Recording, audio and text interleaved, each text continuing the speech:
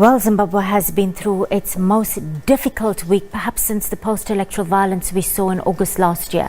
Now, on the 12th of January, President Mnangagwa announced a hefty hike in the price of fuel. This angered the citizenry, and a 3-day stay away from work was called for by the Zimbabwean Congress of Trade Unions. Violent protests broke out and confrontations with the police and army saw the loss of life. The government launched a major crackdown on dissent, including the shutdown of the internet.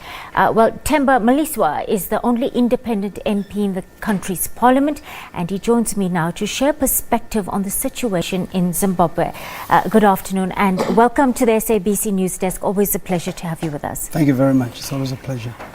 Well, you saw there from our clip before, and throughout the week we've had distressing images come out of Zimbabwe, and this huge information gap also makes it difficult for us to actually say what's happening on the ground. Can you tell us what the situation is inside Zimbabwe at this juncture? I liked your introduction, information gap, certainly, and I'm here to clarify that. All right. As a legislator. First of all, it's not a secret that Zimbabwe is going through an economic hardship, which really emanates from the former rule of the former president, Robert Mugabe. So there are legacy issues going into that. The aspect of corruption was topical during that time. And I think in the new dispensation with President Mnangagwa, it is important to arrest the aspect of corruption. Without arresting it, then you go to the economic challenges which are there, which have resulted in the situation that we are in. First of all, the price of fuel in Zimbabwe, because the RTGS system, because of the multi-currency we have, was not matching the price in dollar. It was now 25 to 30 cents, which meant that anybody, even some of the countries within the SADC region surrounding Zimbabwe, could come and buy fuel for 25, 30 cents, yet landed through Beira is probably 72 cents. So you could see that a lot of fuel was leaving the country. Okay, and in leaving the country, it creates a shortage because whoever is buying fuel at 25, 30 cents is making money from that. The government certainly did not take the necessary steps to ensure that they protect that from the citizens. Then they go to raise the price so that there can be stability, because fuel is a critical factor in stabilizing the price. But they did not increase the salary of the workers, which is important, because you increase the salary of fuel, there is no increment in the salary of workers. Then there's no dollar power or any currency to match that. And the civil servants have been going through a tough time. As a result, how then do they buy fuel when it has gone up? I think there was supposed to be a total package announced by the president in ensuring that once the fuel goes up, the civil servants' salary will go up as well, so that there isn't much agony from the people. But what we must also look at is the rule of law. The citizens too must respect the constitution. They are allowed to peaceful demonstration. But what we must ask ourselves, what's going on in Zimbabwe? Is it a peaceful demonstration? Because the current regime has allowed peaceful demonstration to happen. Yes. But now you have people looting. Yes. Just on that point, Mr. Mliswa, just yesterday, the Zimbabwean human rights group NGO Forum published those consolidated statistics, and they've cited 844 human rights violations. Those include 12 killings as well. What is your take on this disproportionate use of force that we're seeing playing out in Zimbabwe right now, and how widespread is it? What we've got to ask ourselves is that who is doing it? The citizens themselves have got guns. The police have got guns lawfully. The soldiers have. You now have a situation where a demonstration, which is not permitted in terms of the law, becomes dangerous, and that you don't know who to then say, because when these demonstrations happened, we saw civilians with guns shooting. Okay, then the police had to come in, because the police are there to restore law and order, and we must understand that. I don't think there's anybody who wants to be in a country where there's anarchy, where there's no rule of law, and you allow people to go looting, pick and pay.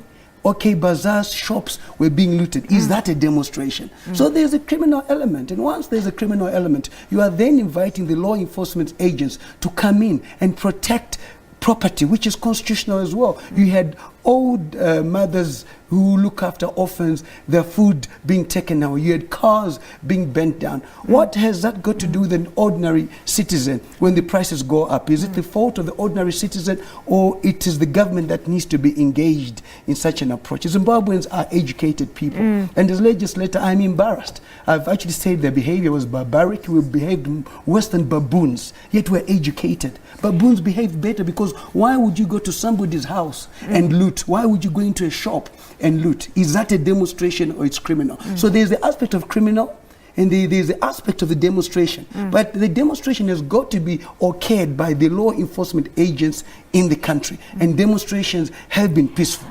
All right, I want to talk about Pastor Evan Mawarire, one of the activists arrested for inciting violence. Now, are dissenting voices, to what extent are they still allowed in Zimbabwe? And what kind of impact this move to clamp down on social media, what kind of impact will this have on public consciousness? Will it not serve to galvanize protests even more in the public sphere? What we've got ourselves, do we want a Zimbabwe which has no rule of law, where everybody comes in and they do what they want, or we have a constitution that must be seen to be enforced by the citizens and by the law enforcement agents, by us parliamentarians too? Once you have a constitution, we've got to ask ourselves, are we abiding by the constitution or not, which is constitutional? There is the aspect of freedom of association. And expression, do you feel you're abiding by that one? I think for the first time in Zimbabwe, they've enjoyed more freedom than ever before. I think they're still, I think there's a hangover since the former President Mugabe left, because you could not do this with the former President Mugabe. And the new president, credit must be given to him, has opened up the democratic space. But how can you invest in a country where there's no rule of law, where the citizens think that they can just take up arms, they can go into shops and loot? The economy will not grow. So we certainly have, and I don't think Zimbabweans have the capacity to do this. I must say this as a legislator, but there's a third arm involved. There's a third force involved with this, which is the capacity. Zimbabweans, being Zimbabweans that I know, that I represent, have no capacity whatsoever to do this. And there is a lot of distortion. Okay, there was unhappiness in the elections which happened, and I think we don't need to now more or less come up with. But how will shutting down social media and shutting down the internet help the cause of Zimbabweans going forward? I think, to me, you've got to understand the state is responsible for certain things. Is it constitutional, first of all?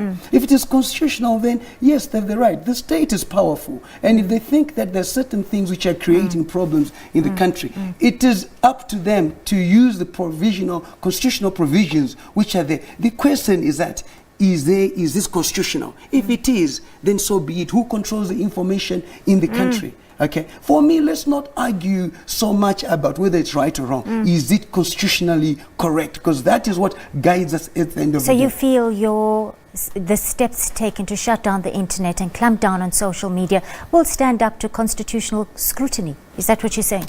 To me, I think Parliament must, we've adjourned. I would want to see Parliament being in session so that we debate these issues and see that what is happening, is it constitutional or not? We represent people. For now, for as long as Parliament is not in session, there's no one who can say much. We are there to protect the citizens of Zimbabwe. All right, questions arising now around President Mnangagwa's judgment on this one. He left the country shortly after making this announcement. And look, there was a lot of optimism, albeit cautious optimism, when he took the helm and rose to the highest office in the land. What do you think this decision he made on this fuel announcement, what impact will this have on the public consciousness regarding confidence in his leadership going forward? I totally agree with you. Comrade Mnangagwa was elected constitutionally and has a 5-year term, and he's not even done his first year. So to me, a man is judged after 5 years, and those who voted for him must be able to judge after 5 years whether he's done the correct thing, and if it's not, then they have a say in the ballot box. I still go to the constitutional issues which are there. If this decision that is made is wrong, that will be decided by the electorate in the ballot. So what they must do is write everything down, the good and the bad he's doing, and come election day, you have your say to say, did he serve us properly or not? And I think, to me, that's what is important at the end of the day. He's the head of state. What do you feel outside powers should be doing right now when it comes to developments unfolding in Zim? reform clearly, obviously, is needed. But who do you think has the leverage to nudge Zimbabwe in the right direction? And because we saw SADC didn't immediately respond, and then international reaction has been somewhat muted. Would you like to see a more robust response from the region and from the international front as well on this one, Mr. Mliswa?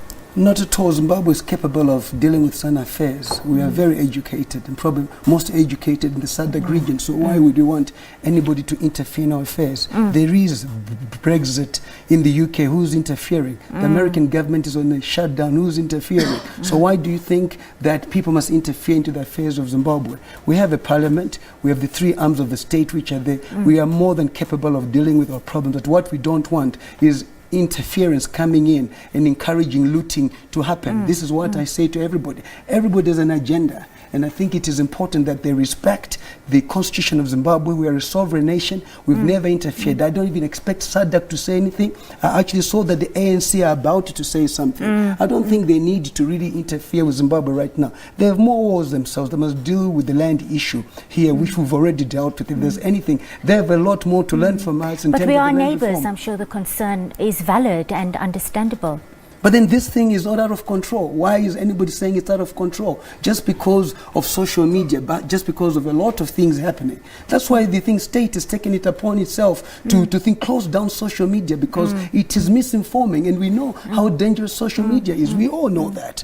Okay, and to me, if they believe that it is creating this havoc, let people come to Zimbabwe. You've got people demonstrating, blocking people from going to work. This is the other issue. So would you call that a demonstration? It's not a stay away because you're barricading.